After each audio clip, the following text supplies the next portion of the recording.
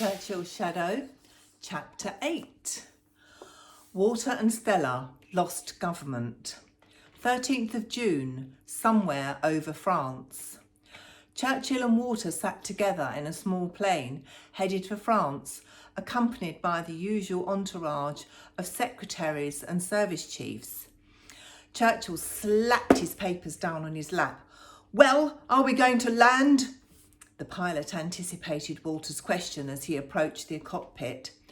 "We're still flying blind, sir." And waiting for instructions. Walter looked at Churchill and shook his head. Churchill leaned across the aisle to Bunny. "And here we have the Prime Minister of Great Britain, thousands of feet up in the air, trying to discover the whereabouts of the leaders of our principal ally." Bunny smiled and shrugged her shoulders. The co-pilot twisted round and called out, "It's to be the city of Tours." "About time," muttered George. Once on the ground, they found the roads were choked with refugees. Walter sat in the front of the first car, his eyes darting left and right, examining every face. The convoy made slow progress towards the police station in the centre of the town. The procession halted while Walter jumped out and went inside. Bunny looked bemused. "I've heard about inquiring about a lost purse or a lost dog at a police station, but not a lost government." Walter tapped on Churchill's window. "I've been informed we can see the French government after lunch. I'm trying to find somewhere for us to eat. The refugees have almost cleared the town of food. The police have suggested a restaurant." Walter stood guard by the door of the Brasserie du Ville, a small restaurant with curved glass windows leading to a double glass door with gleaming brass handles. 6 waiters with long white starched aprons had polished the silver cutlery and lead crystal glasses on every table in honour of their private guests. The restaurant was putting on a good show despite the food shortages and the war. Churchill's party ate in silence while groups of bedraggled refugees trudged by and stared through the window. George sat next to Bunny. Having finished his own plate, he watched her as she pushed her food around, glancing now and again through the restaurant window at the forlorn refugees outside. Bunny put her knife and fork together. "Look at those poor things. What can we do to help them?" "Win the war, Miss Bunny." George reached over, about to stab a potato on Bunny's plate, but she put her hand in the way. Walter touched his gun as he studied each face in the crowd for would-be assassins. He drew it from the holster when a thin man banged on the restaurant door. The man almost toppled backwards, knocking into a pale young boy at his side. Bunny stood and addressed the male diners. "Please don't get up, gentlemen." She took her plate over to where Walter was standing by the door. "Please let them have it." Walter lowered his weapon and assessed the man. He looked over towards Churchill. "You're the security officer, you decide." The Prime Minister continued his lunch. Walter unlocked the door and let the man and the child enter. Bunny set her plate in front of them. Walter waved his hand at the plate that had been put aside for him. "Give the boy my lunch. Poor lad looks starving." "Bonjour, mesdames et messieurs. Merci, madame. Vous êtes très gentille." The man and boy began to eat with their fingers before a waiter could arrive with cutlery. Bunny studied Walter's lined face. She wished she knew what was troubling him and how she could help. Meanwhile, a few streets away, Stella was herding a party of small children along the pavement led by Pierre. She was wearing a calf-length brown dress with small pink flowers and talking with a small boy whose hand she held in hers.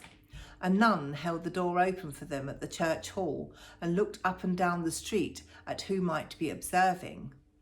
Everyone was too busy hurrying away from the advancing war to take any notice. Stella counted the children as they entered. "Now we'll rest here for a while. Look, Father Picard has arranged some soup for lunch." The children sat down in a group on a mat with crossed legs, like they were attending a school assembly. They had been walking for 2 hours after the little bus had broken down. "Come on, ma petite, sip some of this soup for me. It's lovely and tasty." Stella fed a little dark-haired boy who sat on her lap. The refugees had previously been found temporary homes, but as the war advanced, many French families were headed south away from the battle zone, and Pierre was forced to take responsibility for the children again. Pierre stood and talked to a nun. He returned to Stella smiling. "We can stay here until tomorrow. Luc will have reached Paris by now on his motorcycle and will arrange for another coach." "What happened?" A nan ladled more chicken consomme into Pierre's more chicken consomme into Pierre's bowl. "We have to take these little ones to Spain when there are good people who would take care of them." "They look so tired, the little mites." The nun put her arm around a small curly-haired boy. "We'll feed them for you and see they get good rest. You can sleep in the room next door. We've prepared some mattresses." He followed the nun into the room, leading Stella by the hand, while another sister took over feeding the toddler Stella had been cradling on her lap. Stella fell asleep in the back room. She dreamed of England, of Martin, Walter, Kate and Bernie. She dreamed of long, peaceful days, picnics on Brighton Beach, walks along the pier, family dinners and laughter. She shut out thoughts of the ever-advancing Nazi war machine. 14th of June, Calais Aerodrome and Churchill's plane. Walter stood guard over the 2 boxes of official papers while Churchill strode around the departure lounge talking to colleagues from Whitehall. A stranger studied the group through the far window. Walter pulled out his Colt 45 from under his jacket. The man disappeared through the main gate and Walter returned his gun to his holster with a shaking hand. "I'm getting trigger happy, George. I see assassins everywhere." "No one will be happier than me, Inspector, to get back to Blighty." George winked at Walter. "Problem is, we get a lot of nosy Parkers now the old man's Prime Minister. It's hard to tell who's a bad un." "It's always in their eyes, George, and the pull of their mouth." As the pilot waited permission to take off, Walter noticed the porter loading the luggage. He strained to see if the official boxes had been put on the plane. He walked along the narrow aisle to the steward, who was busy buckling himself into his seat. "Did the official boxes get aboard?" The plane taxied to the runway. "I'm pretty sure I saw them coming on," said the steward. "Please sit down, we're about to take off." Walter leaned over to where Churchill was sitting. "I'm going to ask the pilot to return to the departure building, sir. I'm not sure the official boxes are aboard." He crouched in the aisle as the plane sped down the runway. "Sit down, Thompson. You can get on the radio to Calais as soon as we're safely in the air." Churchill flipped open a file on his lap. Walter returned to the cockpit. "The French Customs Office, Douane, at Calais, has them in safekeeping." Walter's face reddened at his mistake. "They're sending them with a courier on the next plane." Churchill frowned. "You know what danger there might have been if those boxes had got into the wrong hands?" "I'm very sorry, sir." "It was really my responsibility," interrupted Bunny. "It's entirely my fault." Walter held up his palms. "No, I should have put them on the plane. I'm to blame." Churchill grinned and waved them away. "You had both better be more careful in future." In the narrow aisle, Walter turned to Bunny. "Thank you for your support there, Miss Shearburn." "Inspector, would you do something for me?" She looked up at him. "Yes, of course." Walter leaned towards her so he could hear her over the noise of the engines. "We work together every day. Would you please remember to call me Bunny? Everybody else does, including your colleague, Sergeant George. Frankly, your stiff formality towards me is becoming, well, a bit irritating." Walter nodded and gave a half smile. He resumed his seat next to Churchill, loosening his collar and wiping his hands on his handkerchief. He peered out the window. Even in the half-light of the early morning, he could see cars on the road below. His eyes were drawn to a bus trying to push through the crowded highway. He turned to Churchill. "Sir, may I ask you a question concerning my family?" Churchill smiled and nodded. "I'm worried about my sister. She's married to a Jewish man and they were living in Paris, and I've lost all contact with them. Are we able to do anything to help?" Churchill took out a cigar. "I'm afraid it's not good news, Thompson, especially if the Nazis pay your sister some unwanted attention just for being considered a Jew. Our information is that Hitler has ordered the construction of a new concentration camp at Auschwitz near Krakow in Poland. There are other camps too, and we have reports it's not just Jews he's interning, but Slavs, gypsies, homosexuals, even the mentally ill."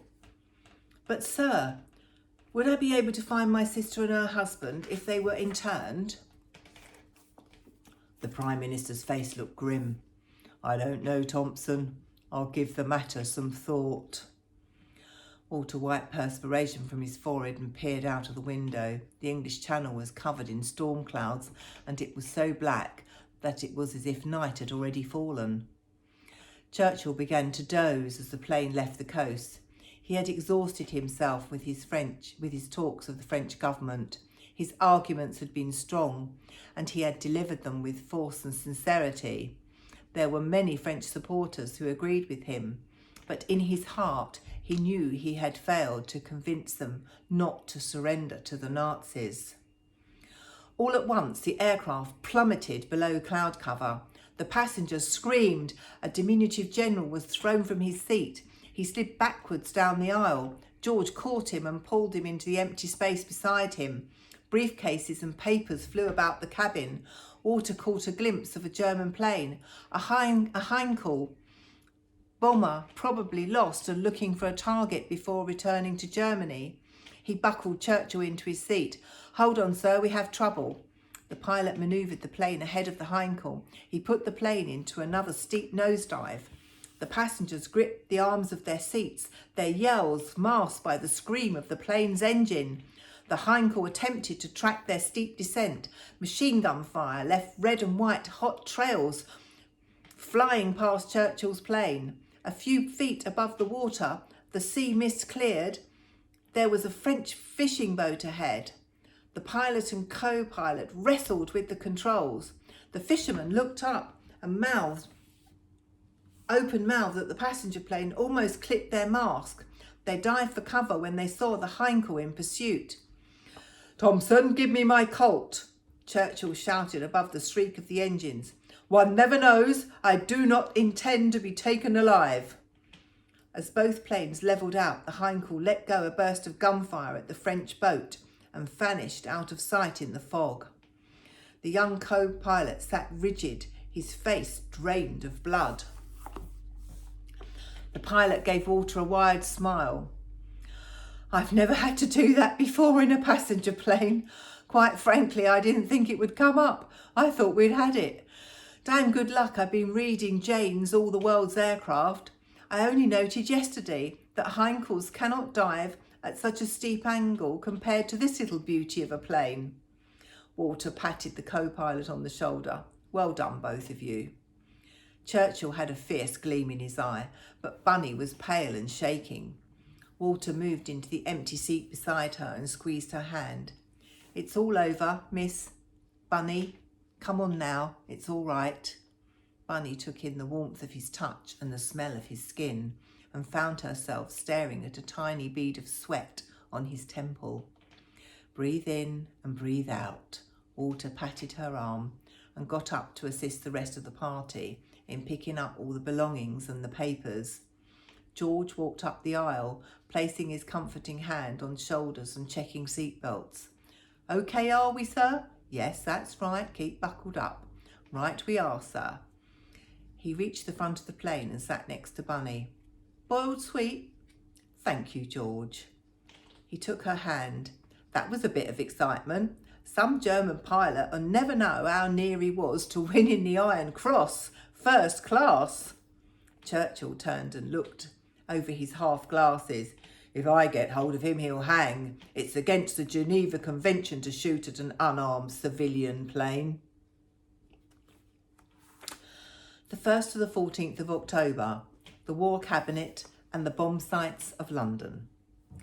George joined Walter in the War Cabinet room at 10 Downing Street. "What's this meeting to be about then?" Walter studied the damaged buildings opposite before he closed the steel shutters over the windows. "The Chancellor is proposing raising taxes by 3% to cover the cost of reconstructing the homes destroyed by the bombing, and the country's running short of food." George closed the next shutter.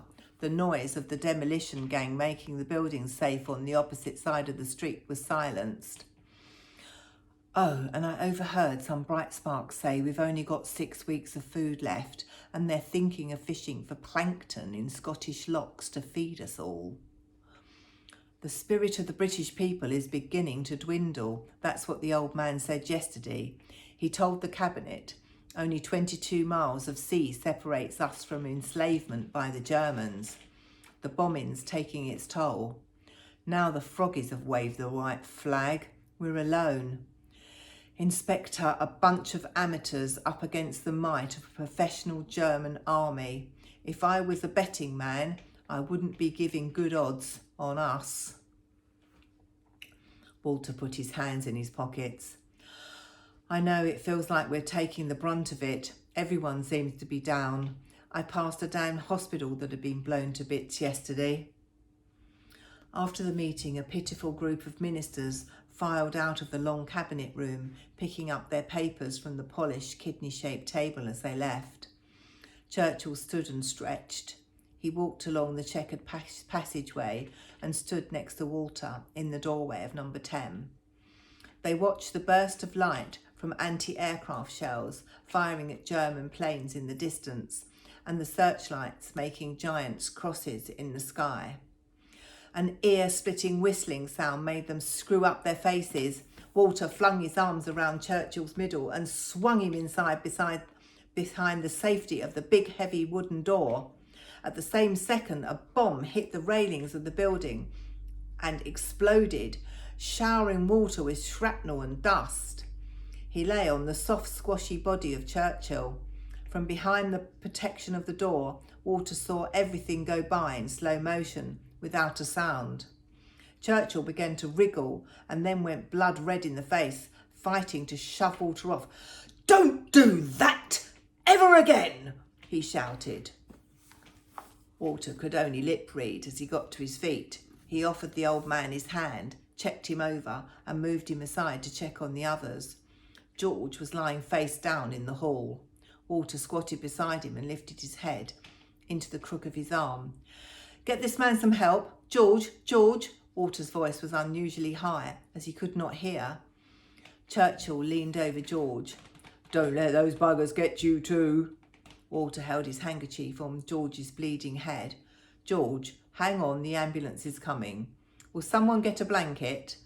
He began to check George for wounds and mouthing in a strange voice, "I think the bastard's missed you, old pal. You seem to have struck your head. Can you sit up a little?" The tring-tring of the ambulance could be heard pulling up outside. Walter helped the stretcher bearers to lift George inside the vehicle. A little of his hearing returned, but the high pitch of tinnitus rang in his ears. Churchill patted George on the shoulder. "You'll live, Sergeant, but you better hurry back. You find the food's awful in hospital."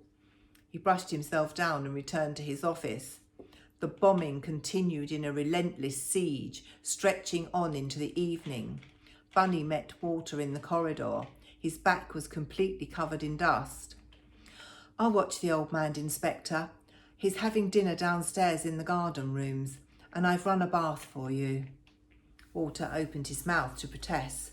Bunny put her index finger across his lips. "Unless you want me to call an ambulance for you too." Walter retrieved some clean clothes from his room and grinned when he saw Bunny had added a little bubble bath. He stepped in and slipped his whole body under the warm water. It seemed to help the ringing in his ears, and when he swallowed, he found he could hear again. Churchill was dining in a basement room with 3 guests.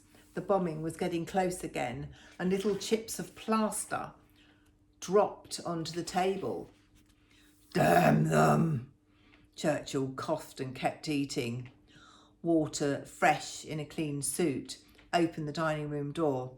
"To the shelter, gentlemen. This place is a death trap." Churchill's guests jumped up and dashed for the door, followed by the staff. A shrill whistling noise signalled another bomb. Dust and smoke filled the corridor as it crashed down between the Treasury and number 10, wrecking the kitchen.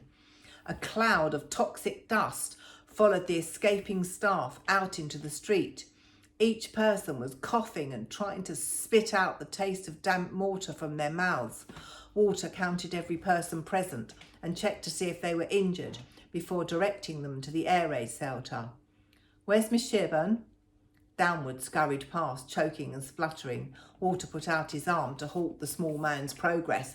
"Mr. Downward, please escort the Prime Minister to the shelter. Miss Shearburn is missing." Walter jogged back to the entrance of number 10. The door was open, and sitting on the bottom step of the stairs, wearing her gas mask and with no shoes, was Bunny. She rubbed her ankle. Walter lifted her into his arms. "Let me help you. We'll get to the shelter and see if you need a hospital for that ankle." He carried her to where everyone was waiting and set her down on a blanket. He took off his jacket, wrapped it around her shoulders. She was still wearing the mask, her long hair tangled in the straps. He took care not to snag her curls as he removed the goggles from her face. "Now let's take a look at your foot." He knelt down and examined her ankle. "I fell down the last few stairs. A bit stupid really, I couldn't see properly with the mask, but I was so frightened there would be gas I kept it on."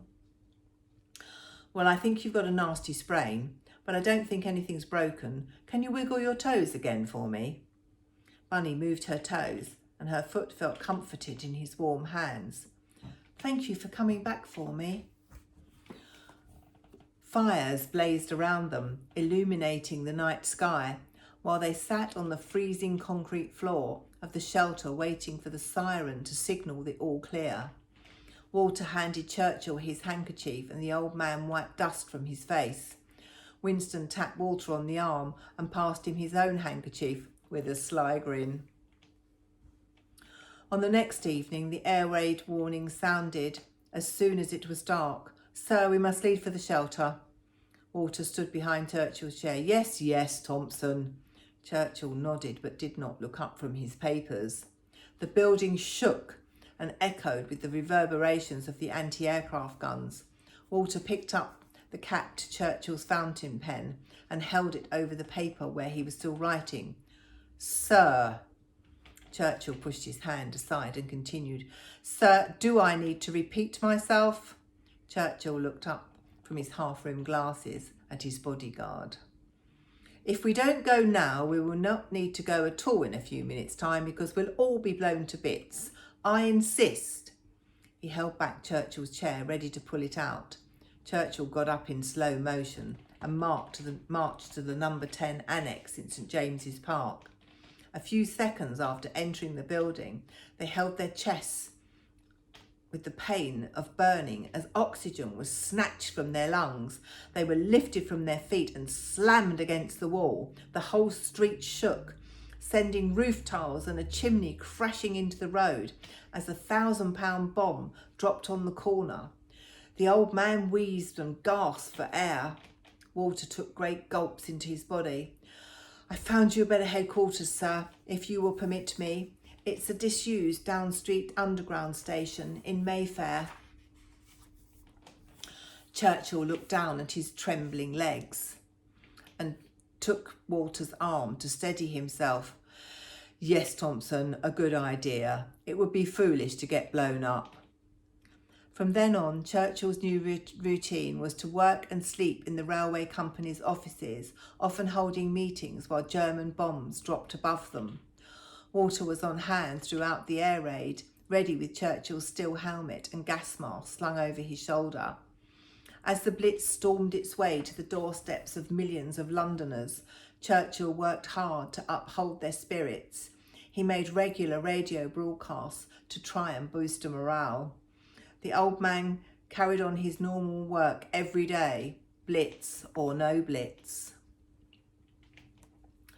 Homes were destroyed, schools and churches burned out by explosive and incendiary bombs, and people got up in the mornings to find their workplaces gone, or return from a night shift not knowing if their homes would still be there. During the chaos, Churchill was determined to stay in the thick of it and support the people. The next day, they toured London to inspect the damage. George was driving. He had a large sticky plaster on his forehead and a bandage on his wrist. "Stop here, George. I'd like to see for myself." Churchill stepped out of the car in a bombed-out street. Walter scrutinised each face. A crowd had gathered to form a human line to uncover a school, brick by brick. "Good Lord, it's only the Prime Minister itself. Hello, sir. Come to help out, have you?" The dust-covered man held out his hand for Churchill. Churchill took it. "The children?" "All evacuated to the countryside, sir." A cheer went up from the determined rescuers. "We can take it, sir, but give it to them back." "We will give it to them back tenfold, but first we must make more tanks and planes." Churchill shook more dirt-covered hands. "Give us a little more time and I promise the Germans will get repayment for what they've done. Repayment with compound interest." "Three cheers for the Prime Minister," the first man called to the crowd. "Hip hip." Walter looked at the faces of the people and saw that their eyes told it all. Despite the cheers, London had taken about all it could stand. That evening, as Walter was waiting by the Prime Minister's car, he glanced at the newspaper. The headline urged Londoners to keep calm and carry on in the face of the Blitz. It said, "Despite Hitler's constant terrifying metal rain storming over London, people still smile. Jokes are still being cracked in the pubs. Laughter is still heard coming from the bombed homes of humble families.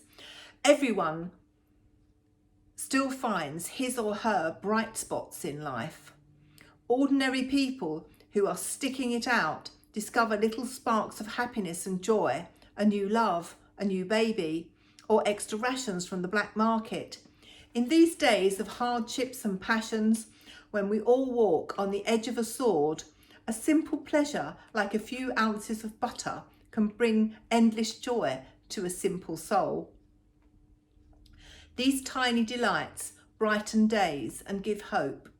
Life is still worth living. The British keep smiling through." Churchill was working in the new reinforced war rooms deep under the Treasury building, protected by 14 feet of concrete. Old age and the relentless onslaught of the bombing was making him even more irritable. "Where's my damn papers?" he called to Walter. Walter picked up a pile of newspapers and handed them to him.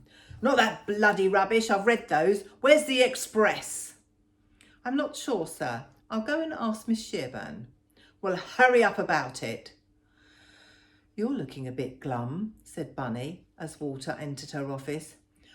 "I just got another rocket from the old man for no purpose at all. He's depressed, and for good reason. We're losing the war, and unless he gets some help..." Walter checked the window. "Have you seen the Express?" "Oh, sorry, I have it here," said a general, looking up from reading the paper in the corner of the office. "Profuse apologies. I thought the old man had finished with it. By the way, I get it just the same, you know. If it relieves his overtaxed mind, I suppose we'll just have to put up with it. You're not getting enough sleep, old boy." The general put his pen to his temple. "In my estimation, you only sleep about 4 hours a night." He handed Walter the paper and left. Bunny touched Walter's hands. "He's shouting a lot today." Walter took his hand away. I'm used to it, but the tough part is putting up with this constant yelling and scolding from someone I care about. It's time to hand in my resignation and go and look after my wife and my family. I'm 50. I'm too old to really be of any use. I can serve out the war a whole lot better as a beat officer in Brighton. Enough is enough. Walter looked after Walter. Bunny looked after Walter as he left the office with a soft sadness in her eyes. 1st of November, Churchill's apartments. While Churchill was taking his bath, Walter went to find George. He was in the kitchen, tucking into a large slice of apple pie and washing it down with a cup of hot tea. I'm really sorry, Inspector, but Mrs. Churchill says I'm no longer to provide food for you or your sergeant. The cook laughed at George with his mouth full and his face covered in crumbs. But your sergeant asked me not to tell you until he'd finished his pie. Oh, that's quite understandable, cook. We're only here because Downing Street is still under repair. Would it be all right if we used your kitchen as an office for 15 minutes? It's a bit cramped in my room. You help yourself, lovey. I was going to nip out and see if the butcher had made any sausages anyhow. She turned to the kitchen maid. Come along, you. You can take your nose out of whatever these officers need to discuss and come with me to the butcher. The maid took her coat off the peg and lingered a while while she gave Walter an appreciative look. George helped himself to another piece of pie. She resents you, you know, his wife, Clemmy. He talks things through with you to get the common man's view and she gets cut out of the discussion. She's his wife, but she thinks you take her role away from her. She likes me all right, though. I can't imagine why she'd have a problem feeding me. He wiped the crumbs from his face, trying to decide whether to risk a third piece of pie. You see, I never rock the boat. I don't spend hours and hours discussing the war with the old man like you do. Common man? Well, Mrs. Churchill can stop worrying because I'm going to see the commissioner and ask him to put me back on uniform duty. George opened his mouth to protest, but Walter held up his hand. I'm too old for this and my mind's not focused on the job. We've been together too long, he and I'm getting on his nerves and he's not doing mine any good either. Walter handed George a memo. Oh, and this came through today. It's the latest reports from Station X about another possible planned attempt on the old man. You're going to have to double the guard on the apartment, the war rooms, number 10 and the House of Commons. It's useless, of course, unless we know what the Germans are up to. They have a name, though, for their campaign to kill him. It's called Operation Long Jump. George pulled a face. So what now? You mean you're going to abandon me? He stood up. Hello, everyone. I'm the officer in charge of Operation Longshot, the bloody hopeless mission to keep the old man alive. Look, you'll be all right here, as long as you can herd him along to the bomb shelter when the sirens sound. Your main problem will be when he decides to travel. But if the Germans have got a slick operation planned, your gun is going to be as good as mine. His instructions still stand. The last bullet will be for him. He is not to be taken alive. I'm not going to bloody shoot him, Inspector. You won't need to. He has the courage enough to do it himself. Oh God, I'm going to miss you, my old mate, but I understand your decision. I'd do the same thing in your shoes. George wiped his mouth. That annoying creep Downward introduced me to an interesting fellow the other day. He's been tasked with finding doubles for you and the old man. He's found an actor, codenamed Larry Lamb. He looks just like the old man. In the right light, you could see him with a Homburg and a large cigar. He won't need someone for you now, which is a relief, because he swore you was a one-off. No one comes close. So he'll have to find someone for me. Who do you think then? John Wayne? Oliver Hardy? Walter ducked to avoid the thump he anticipated from George. What, that old fat bloke? You cheeky basket.